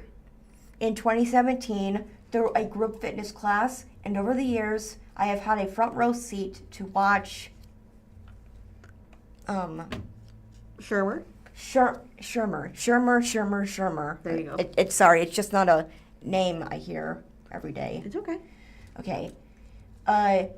She said she had a front row seat to watch her become one of the leading voices in women's health and wellness in Southwest Missouri. Earlier in her physical therapy career, Schemer? noticed a distant lack of conversation. Distinct. I said distant. What did I say earlier? It's distinct. Oh, distinct, not distant. Distinct. I guess distant could work too, because it says Distinct is... because it says distinct lack of conversation, which can sound distant. Anyways, a lack of conversation around pelvic floor dysfunction. Now, through her business, the 417 Female social media and community events Schemer? is bringing women's health issues to the forefront of almost every conversation in a refreshingly candid way. The conversation about women's health has gotten louder and clearer over the years. Even 417 chimed in by hosting our first Hot Flash Happy Hour last fall. What we learned is women's health issues are common, but it doesn't mean they're normal. I spoke with Lydia Holland, an orthopedic physical therapist at Cox Health, board certified clinical specialist in women's health, physical therapy instructor at Missouri State University. She explained the benefit of more conversation around women's health is twofold. Twofold? What? It's a turn of phrase. Okay. More conversation allows more women the opportunity to improve their quality of life through treatment and therapy. And increased demand for treatment means more opportunities for pelvic floor physical therapists. Dr. Holland says over the past 10 years, she has seen a marked increase in the number of pelvic floor physical therapists, providing more access to patients. Schneider. No, not Schneider. For Shermer? Talking about female wellness is nothing new. She has calmly and confidently carried the conversation for years in her own refreshingly open way, saying, "These weren't conversations we had growing up. I enjoy making these things approachable, easy to talk about, and I feel like that's, thankfully, one of my own strengths." If you follow Shermer's social media account, am I allowed to say it? Yeah. It's in the article. You're allowed to say it. Okay. In the article, there's a link to her social media account. It's at Ally Shermer. DPD. DPT. Yeah. DPT. And there's an @ sign up front. No capital letters. All of that. Yeah. It's much easier when you see the article. Anyway, there you'll get a glimpse at how candidly she and her team approach topics surrounding women's health, and she's not afraid to say the embarrassing parts out loud, often through skits. Behind the candor? And entertaining content is a genuine passion for education and advocacy. Her own lifelong struggle with chronic pelvic pain, lack of a clear diagnosis, and eventual partial hysterectomy at the age of 32 further cemented her passion for helping women navigate the tricky world of female wellness. Mentorship, education, and community are the heart of her business, the 417 Female. She is intentional about collaboration and creates a huge portion of the 417 Female's success to her team and the support of other female business owners in the area. And she still collaborates with one of the earliest supporters of her business, Amber English. She's founder of Pixie Menstrual Products. The duo collaborate to host Pixie period parties, try saying that 3 times fast, controversial events discussing all things women's health from puberty to postmenopause. Through events like these, Shermer, English, and others in the industry are removing stigma from conversations that used to be had quietly or not at all. Nice. All right. From the Springfield Daily Citizen, nonprofit Care to Learn to quadruple space with new Springfield headquarters. Care to Learn purchased the newly 20,000 square foot facility at 1730 East Portland Street. Renovations are scheduled to begin in the summer, and the building is expected to be completed in spring 2027. Article written by Ryan Collins. There is a photo of the potential mock-up of the new Care to Learn building as it is digitally rendered as to what it could look like. There's an empty parking lot, a larger building with a mural of Care to Learn, health, hunger, and hygiene, and a tooth, apple, and tennis shoe on the side. Care to Learn has brought a Springfield warehouse to cement its future in the Queen City and provide the organization with plenty of room to grow. Care to Learn purchased the new nearly 20,000 square foot facility at 1730 East Portland Street, according to a March 5th company press release. Renovations are scheduled to begin in the summer, and the building is expected to be completed in spring 2027. The nonprofit currently leases a 5,000 square foot building off of South Glenstone Avenue, according to the release. The new building will quadruple the space, allowing Care to Learn to maximize bulk deliveries and in-kind donations, as well as triple the number of volunteer opportunities. The nonprofit aims to create a regional hub to position it for a long-term growth. Several Missouri school districts still need help and don't have access to our resources, Care to Learn CEO Crystal Simon said in the release. A rising economic pressure continues to stretch families and schools beyond their limits. A larger space will allow us to stand beside more communities, strengthen those partnerships, and ultimately double our statewide impact. Care to Learn provides resources for health, hunger, and hygiene to students. The nonprofit partners with more than 50 school districts across Missouri, representing 130,000 students. In the past 4 years, the nonprofit has seen a 233% increase in student requests. New capital campaign titled Caring Starts Here. With the expansion, Care to Learn has launched a new capital campaign to fund the new facility and future homes of the organization. The campaign, Caring Starts Here, aims to raise $6.9 million, and the organization has already secured $5.74 million, according to the release. Funding was provided by a one-time $2.5 million grant from the state of Missouri, donations from founder Doug Pitt and his wife, Lisa, the board of directors, and several other anonymous donors, according to the release. Care to Learn has the opportunity to raise $750,000 challenge grant from the Maybe Foundation, which will only be awarded once an additional $1.875 million is raised by January 13, 2027, according to the release. At the end of the day, we want to help more kids, Doug Pitt, founder of Care to Learn, said in the release. The new space will allow us to do exactly that and stay true to our mission, ensuring every child has access to health, hunger, hygiene, resources so they can succeed in school. Paragon Architecture is the lead architect on Care to Learn's new facility and the construction manager in Snyder Construction Group, according to the press release. The property, located at 1730 East Portland Street, was last sold in September 2025 and was appraised at $992,300, according to Greene County's assessor office records. And that is the end of that article.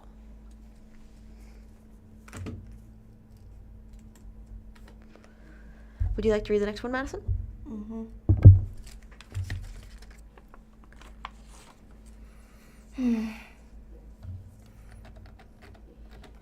From 417 Magazine, this week in Springfield, Missouri, goes by the title, Find the Best Things to Do This Weekend in Springfield and Around Southwest Missouri. This is by Katie Pollock Katie Pollock Estes. There's a photo of, I think those are 2 beers. but they're green. Yeah, colored green, probably for March. Go green this week. Go green early this week with Springfield Brewing Company. This was presented by Finley Farms.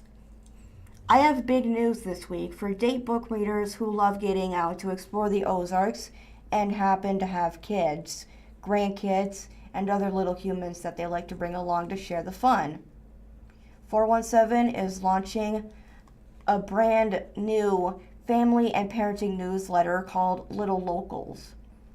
This bi-weekly guide is written by 417 land mom and seasoned writer Tehran Shormaki.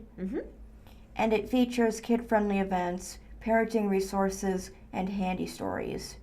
The first edition comes out next week on March 11th, so sign up now to get in on the fun. Speaking of Tehran, she's also taking over the weekly datebook newsletter. Basically, from here on out, she's your go-to for finding the fun around the Ozarks. I think you're gonna love her. She's a whip smart writer. You've probably seen her byline in 417 magazine.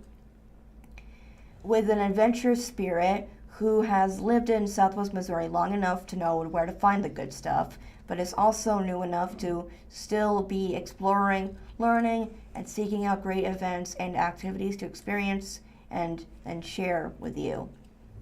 It's been so much fun writing date book for you every week, but you're in great hands moving forward with Tehran at the wheel. Let's see, and here are things you can do, according to 417 magazine. First off, 2 events for March 5th is Day Pop-Up at Brew Company and the Martinas and Manhattan. Martinis and Manhattans. Okay, first off, with the St. Patrick's Day Pop-Up, it'll be located at the Springfield Brewing Company, where you can get your green on early, as Springfield Brewing Company hosts a St. Patrick's Day pop-up with festive food specials, green beers, and specialty cocktails.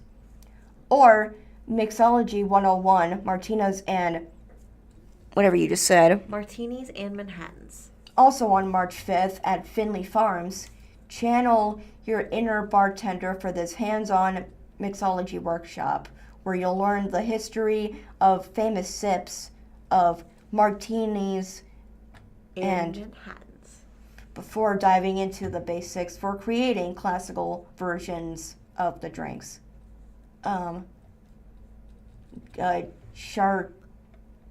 Charcuterie. Oh, okay.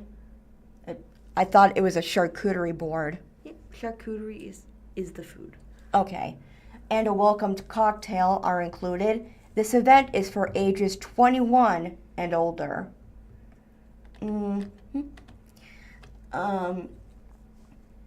March 6th will be First Friday Art Walk in downtown Springfield. Cross your fingers that the weekend's rainy forecast changes and head downtown to Springfield, where you can stroll around the area's art galleries and shops to see local and regional arts exhibits and more.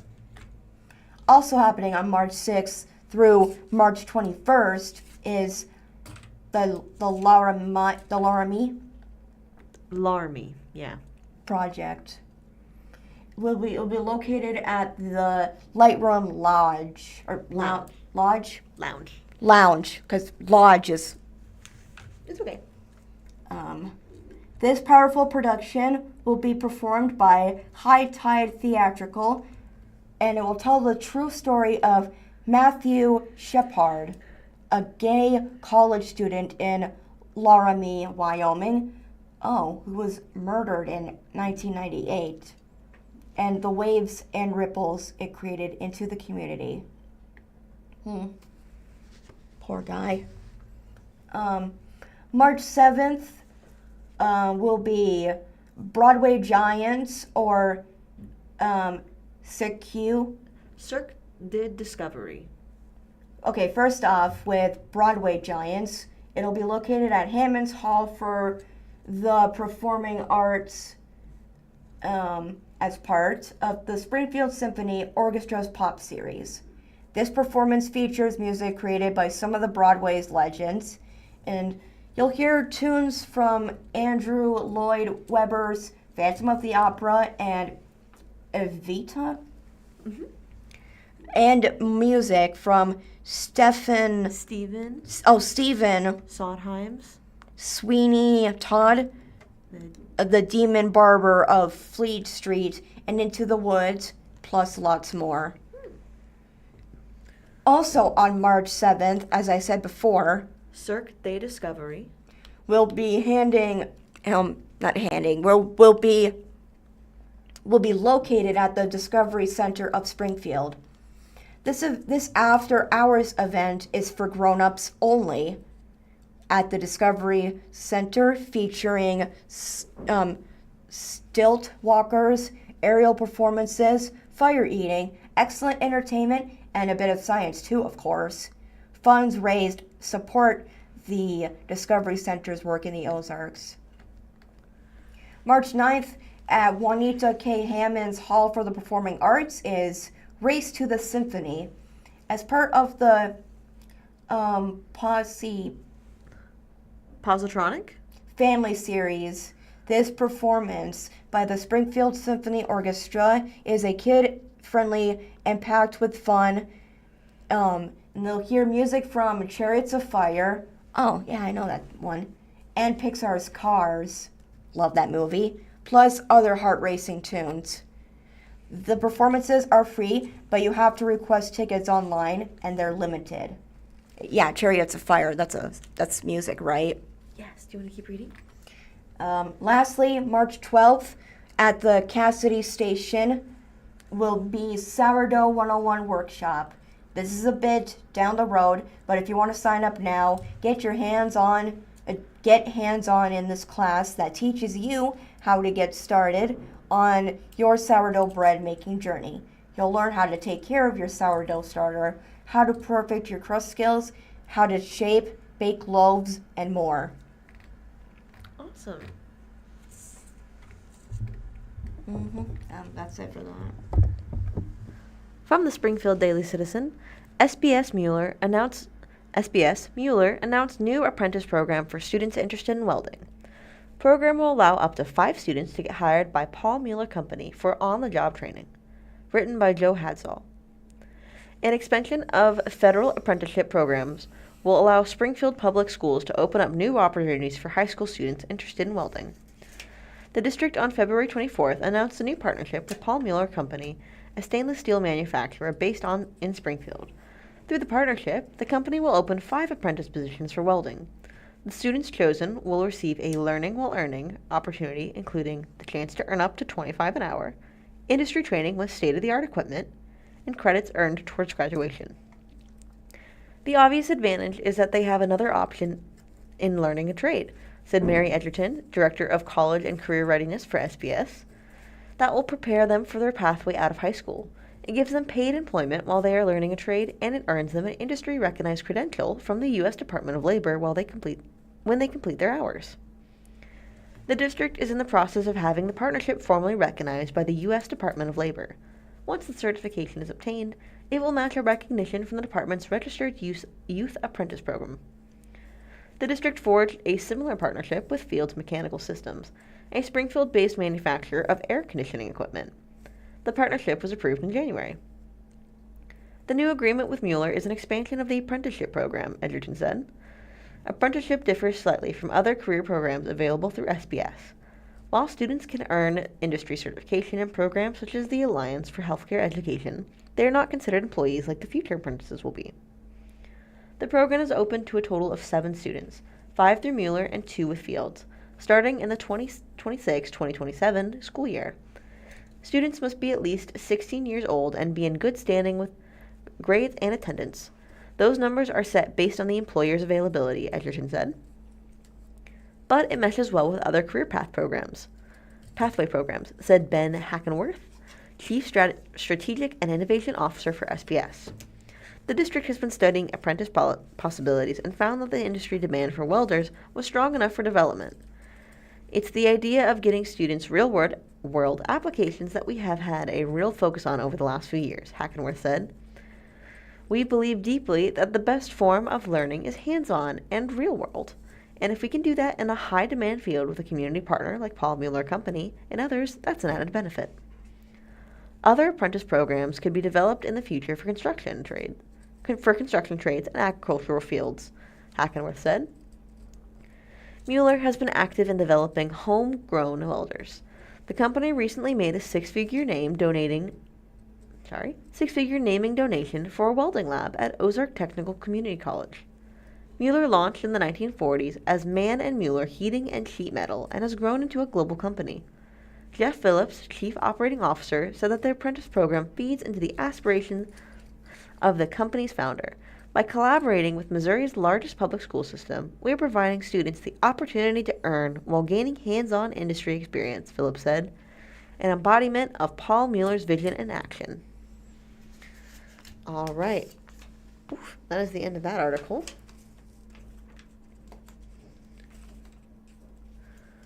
Would you like to read the next one?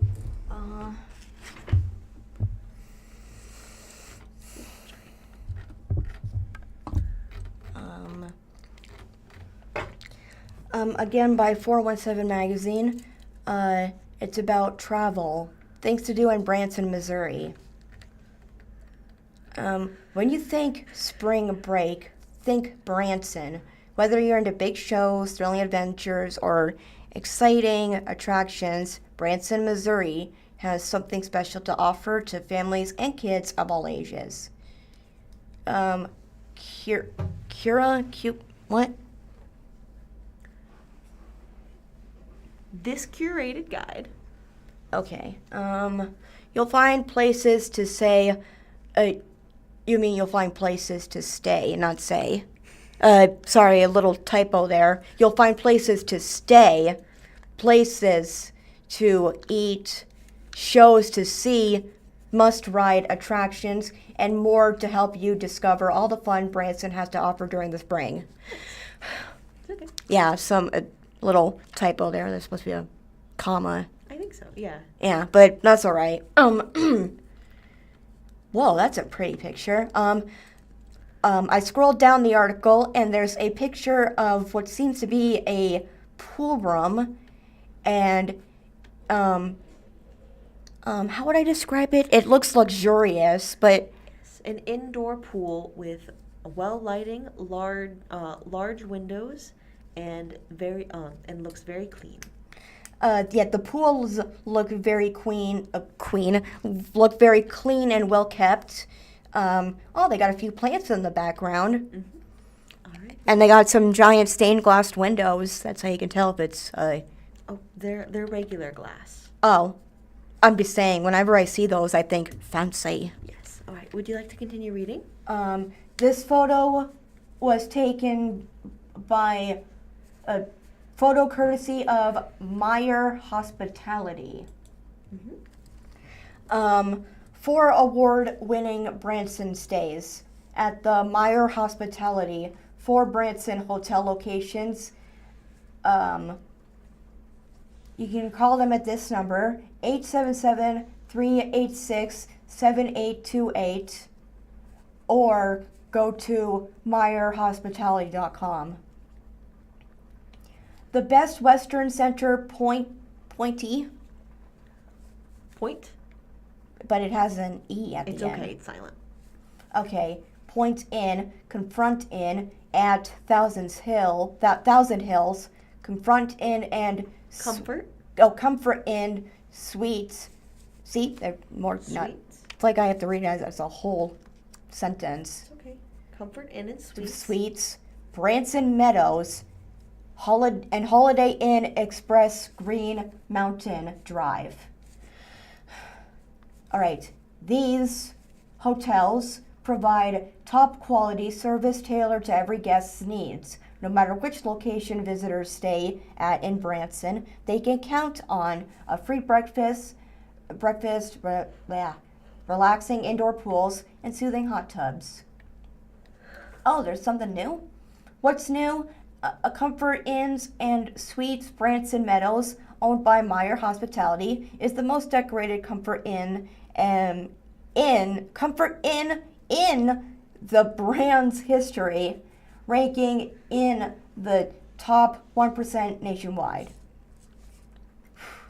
Additionally, travelers can explore the newly renovated rooms at Best Western Center Point Inn or the Comfort Inns. Which inn? Okay. That's a lot of inns. It's okay. Let's keep going. What to try? Myers Hospitality Hotels offer a variety of room options to suit every traveler.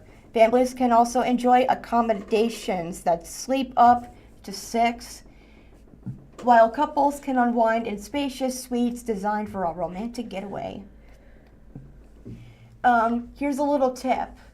Vacation planning is hassle-free with Meyer Hospitality's complimentary vacation planning and ticketing services by helping guests save time and money with no service fees or requirements.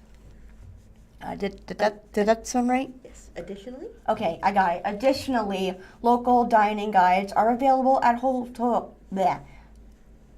Additionally, local dining guides are available at all hotels, providing extra savings and recommendations. Okay. Oh, I don't feel comfortable about reading this. it's just a movie. Oh. But It's so there is a photo of what looks to be a diagram of a scene from the movie David. Experience the epic tale of David.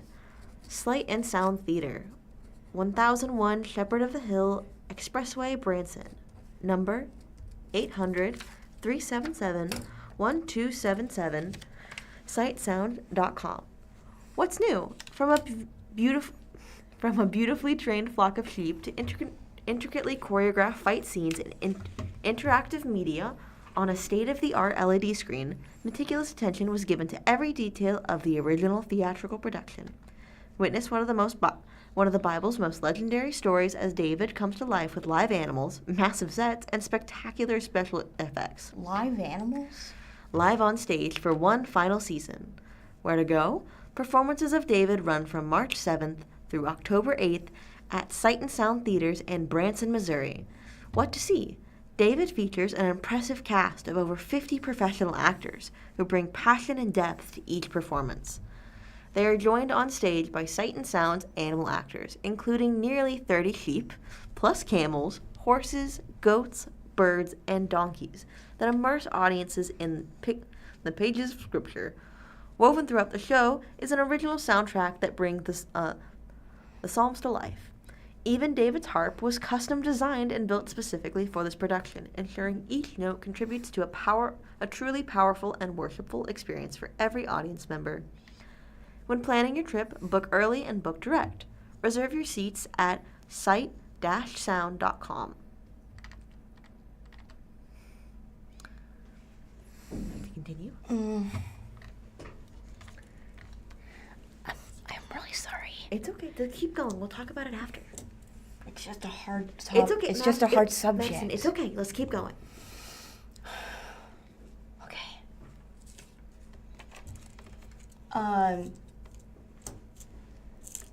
Okay, what? There is a picture of a outdoor rope course and 3 people crossing over a rope bridge. Oh, with the forest out in the open. Mm-hmm. Photo courtesy of Shepherd of the Hills. Would you like to continue reading? Yeah. No thanks. I'd rather stay on the ground. Madison, let's keep reading. Shepherd of the Hills is located at 5585 West 76 Country Boulevard, Branson. You can call them at 417-334-4191 or go to their website, theshepherdofthehills.com. What to see? Join in at Springfest for Easter egg hunts. Take photos with the Easter Bunny. Oh, pet baby bunnies. Aw. Enjoy peep shakes and explore the adventure park with more than 30 activities included with admission? Yeah. What's new? The premier Springfest event this year is all new Ozarks Aglow Lantern Festival. Embark on an enchanted nighttime walking experience where light, legend, and Ozarks heritage all come together beneath the stars. As dusk settles, guests are invited to wander illuminated woodland pathways filled with breathtaking handcrafted lanterns, each one glowing with color and artistry. These larger-than-life lantern sculptures are custom designed around the timeless story of the Shepherd of the Hills, bringing beloved characters and Ozarks folklore to life, while also celebrating the national beauty, wildlife, and transitions of the Ozarks. Or not transitions, the traditions of the Ozarks. Towering lantern scenes shimmer along the trees, reflecting off widening paths, and open clearings, creating a magical blend of lantern artistry and Ozark storytelling. Gentle lighting, immersive displays, and scenes make Ozarks aglow, perfect for families, couples, and photographers alike. Ozarks Aglow is a separately paid exhibit within the park, and tickets can be purchased online or at the gate. Little don't miss note. Don't miss Springfest. Springfest is running March 6th through May 10th at Shepherd's Adventure Park, and it's going to offer an unforgettable Easter celebration for families. The seasonal event is a top destination for Easter activities and Easter events in Branson, Missouri, inviting guests to experience a world of springtime joy and Easter excitement. Now there's a photo of a little girl giving someone in a costume a high five. She has like it's not a mascot, but it is a costume. She's wearing like a floral flower dress. She's got an umbrella. She's got a flower in her hair. She looks like if Mary Poppins was a gardener. Yes, it is someone in a purple and pink floral gown with multiple layers, with a yellow parasol and a purple flower in her hair. The parasol kind of looks like it's quilt or knitted. Parasols are usually knitted. Oh, they are? Or lace. Oh, okay. But yeah, see, it looks like if Mary Poppins it was summertime. Yes, I understand. That's cool. Spring exposition at Silver Dollar City. Silver Dollar City is located at 399 Silver Dollar City Parkway, Branson, and you can call them at 417-336-7100 or go to silverdollarcity.com. When to go? Old-fashioned fun blooms at Silver Dollar City Spring Exhibition, budding with beautiful experiences, performances, and flavors from April 2nd to May 1st. What to see? Whirl, twirl, and shuffle your way into Silver Dollar City's 60th year at the Plaza. Plaza? Yes, Plaza. Yeah. You got it. A happening hub of food and entertainment. Happening, like. It's a turn of phrase. Okay.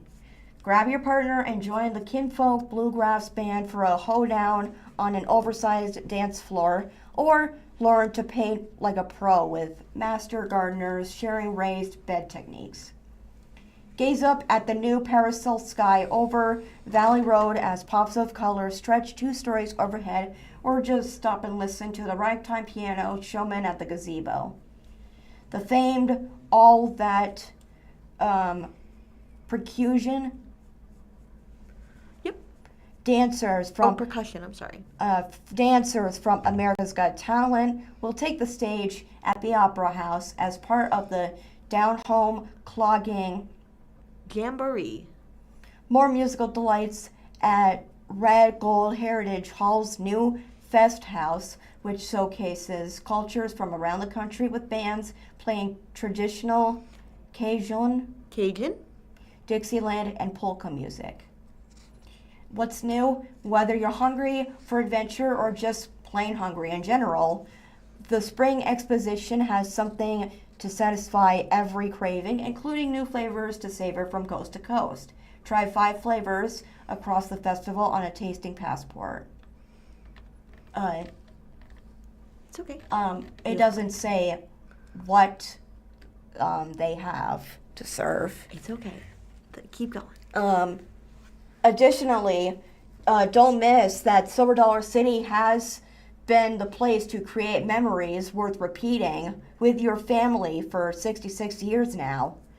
With 40 rides and attractions, including heart-pounding coasters and kid-friendly adventures, step back to a simpler time this season. Get a limited adventure with a 2026 season pass. For tickets, park hours, and operating calendars, or to learn more about other festivals coming up this season, check out silverdollarcity.com or download the free Silver Dollar City app. There's a photo courtesy of the Keeter Center. It looks like a restaurant from Silver Dollar City. It is a restaurant with 5 fancy dishes on the table, a chef and a hostess standing behind them smiling. But yeah, that is a restaurant from... I don't know where the restaurant's from. How about? Because I have been to Silver Dollar City before. Yes, but it's from the Keeter Center. I don't think that's related. It's just been a while. It's okay. All right, savor the season with student-made excellences at the Keeter Center. Located at 1 Opportunity Avenue, Point Lookout. You can call them at 417-239-1900 or go to keetercenter.edu. As spring unfolds across the Ozarks, the Keeter Center at College of the Ozarks, invites you to experience a season defined by beauty, renewal, and gracious hospitality. From inspired cuisine to serene accommodations. A spring visit offers an unforgettable blend of relaxation and discovery at this award-winning destination. Okay, so it's at College of the Ozarks, not Silver Dollar City. Yes, that's why we want to read the article first. I got it. What to see? Spring brings new life to the College of the Ozarks campus, and there's no better place to take it all than from the private balcony of a guest room at the Keeter Center. Rolling green pastures, flowering landscapes, and the iconic chapel steeple create a peaceful backdrop for your stay. And inside the dining room, guests enjoy refined, student-prepared cuisine paired with sweeping views that celebrate the season. What's new is that this April, the Keeter Center will introduce a refreshed, seasonally menu highlighting farm fresh ingredients and locally sourced produce, because produce means to make. Yes. Okay, produce. Okay, locally sourced. The culinary team blends classic comfort with modern creativity, presenting dishes that are visually stunning as they are flavorful, and each one will be a reflection of the college's commitment to excellence and hard work. Here's what you shouldn't miss. Step outside and explore the charm of the Ozarks, the charm of the College of the Ozarks. Visit Edwards Mill and General Store, the Stained Glass and Candle Shop, or the Ralph Foster Museum for a glimpse into history and craftsmanship.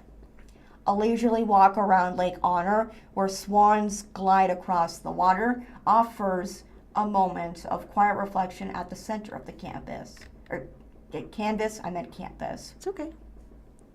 A little tip, there is no better time to plan your spring escape. Gift cards are available, and more information can be found at keetercenter.edu or by calling 417-239-1900.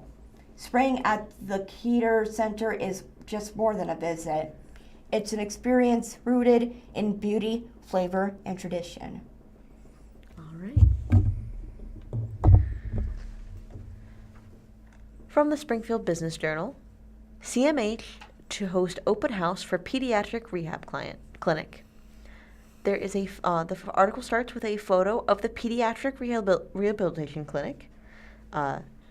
It shows the front door and the main sign. This is written by SBJ staff. After debuting last fall with a new name and location, a pediatric rehabilitation clinic in Bolivar is set this week for a ribbon-cutting ceremony and open house. Citizens Memorial Hospital is hosting the March 6 event at its CMH Pediatric Rehabilitation Clinic at 2520 South Springfield Avenue, according to a news release. The open house is scheduled from noon to 1 p.m., with the ribbon cutting set for 12:15 p.m. Community members are invited to tour the clinic, meet staff, and learn more about the facility's pediatric therapy services. The event will also include light refreshments. Formerly named CMH Outpatient Pediatric Therapy, the Bolivar-based health care system renamed it CMH Pediatric Rehabilitation Clinic. The 2,820 square foot clinic opened in its new home in September 2025, according to past Springfield Business Journal reporting. CMH spokesperson Charlotte Marsh said the clinic previously was in the hospital at 1500 North Oakland Avenue, but moved to the Springfield Avenue location to make more room for hospital services. The new space is designed to support children and families in a welcoming child-focused environment, according to the release. The clinic provides occupational, physical, and speech therapy for patients 18 and younger. Therapists use play-based activities to support movement, communication, daily living skills, and overall development. Patients include those with autism, cerebral palsy, development delays, muscular dystrophy, pediatric dysphagia, and spina bifida, according to its website. Marsh said startup costs for the new location were $220,000, and she declined to disclose lease terms. CMH operates 13 rehabilitation clinics in Ash Grove, Bolivar, Buffalo, El Dorado Springs, Greenfield, Hermitage, Osceola, Stockton, and Willard, according to the release. The clinic's open house comes a week after CMH held a community grand opening of its new hospital tower at 1500 North Oakland Avenue. The February 28th event was in recognition of the hospital system's three-story, roughly 117,000 square foot addition to the south side of the hospital, which is part of its $100 million expansion and renovation project. Officials say the new patient areas are scheduled to open in April. Renovations in the existing hospital are expected to wrap up by the end of the year and will include a surgical department expansion and 2 new cardiac catheterization laboratory procedure rooms, according to past SBJ reporting.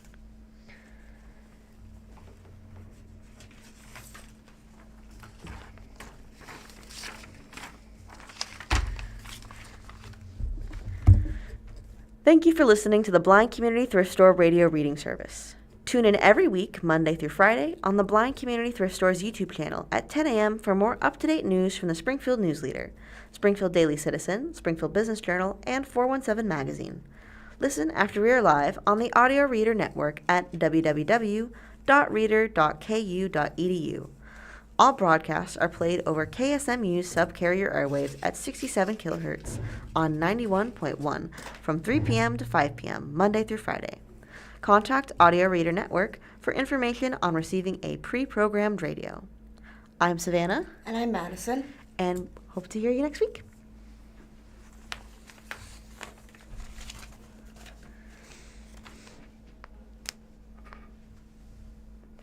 I ended it a minute early, but there was no way we were going to find an article that was only 1 minute long. Sorry, Matt. The way that the time went with the articles was, I had like 1 minute left, and I was like, oh man, there's not going to be a 1 minute article. I figured it would be easier on you instead of having to cut.